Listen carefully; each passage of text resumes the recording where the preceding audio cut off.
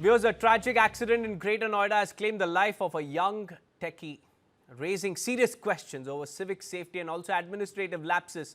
Late Friday night, a speeding car lost control at the Sector 150 intersection under the Knowledge Park police station limits. The vehicle smashed through the boundary wall of an open drain and plunged into the waterlogged basement of an under-construction shopping mall. Local residents alerted the police. Teams from the fire department, police and also the NDRF rushed to the spot with the help of local divers. The driver was pulled out of the submerged car and the victim has been identified as Yuvraj Mehta, a resident of Sector 150 in Noida and a software engineer working in Gurugram. According to his family, Yuvraj was returning home around midnight when the accident occurred. Police say dense fog may have reduced visibility, making it difficult for him to judge the depth of the open drain near the ATS Les Grandiose Society. The car fell into nearly 70 feet of water, killing him on the spot. Family members and residents alleged that the drain was left open with no barricades, no reflectors, or even warning signs. Anger is now mounting in the area, with locals accusing the administration of negligence and delayed response, saying this young life could have been saved if there were safety measures.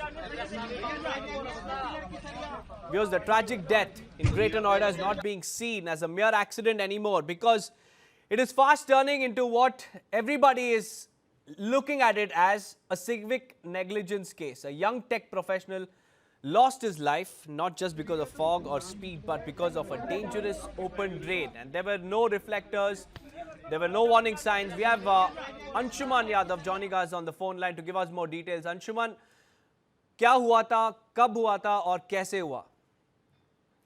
बता दूं, ये परसों की घटना है जिसमें dense fog के चलते जो ओवर स्पीड गाड़ी थी, जिसमें जो चालक थे उसका नाम युवराज था, जो सेक्टर 150 में रहता है और वो एक निजी कंपनी में कार्यरत था, जिसमें वो अपना जॉब करके रात में करीब 12 बजे के आसपास अपने घर जा रहा था। तभी डेंस फॉग की वजह से उसको रिफ्लेक्टर, क्योंकि नाले पर रिफ्लेक्टर नहीं लगा था, वो ओवर स्पीड की वजह से नाला क्रॉस करते हुए मॉल के एक बेसमेंट में जहां पे पानी भरा हुआ था, वहां पे उसकी कार एक्सीडेंटल हो चुकी थी और उसके अंदर वो फंस चुका था। जिसके बाद वहां गुजर रहे राहगीरों ने एनडीआरएफ और फायर ब्रिगेड की टीम को कॉल करके इंफॉर्मेशन दिया। तब वहां पे लगभग 1 घंटे बाद दमकल की जो टीम है वहां पहुंची और उसको रेस्क्यू किया गया। तब तक उसकी दर्दनाक मौत हो चुकी थी।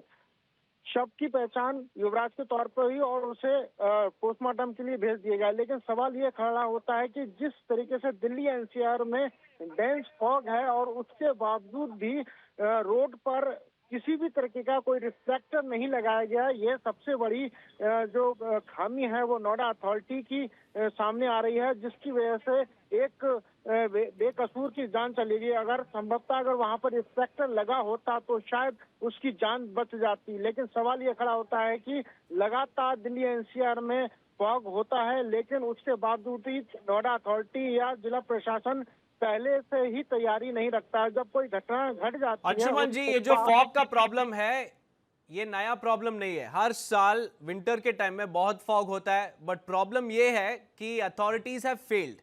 ना उधर रिफ्लेक्टर था, ना डेंजर साइन था, ना कोई बैरिकेडिंग था। तो इसमें किसका रिस्पॉन्सिबिलिटी है और अकाउंटेबिलिटी के लिए किस डिपार्टमेंट से पूछना पड़ेगा? बिल्कुल, निश्चित तौर पे इसमें अकाउंटेबिलिटी जो आएगी वो नोएडा अथॉरिटी की आएगी, जिला प्रशासन की आएगी, क्योंकि दिल्ली एनसीआर में लगातार डेंस फॉग रहता है, ये सबको मालूम है। लेकिन उसको इम्प्लीमेंट करने के लिए तमाम तरीके के बैठकें हो जाती हैं, लेकिन उसको इम्प्लीमेंट करने का काम नहीं होता। अगर यहीं पर अगर ओवर स्पीडिंग का लिमिट वहां पे लगा होता और वहां पर लोग वहां पर मौजूद होते और तो शायद उसकी जान बच जाती।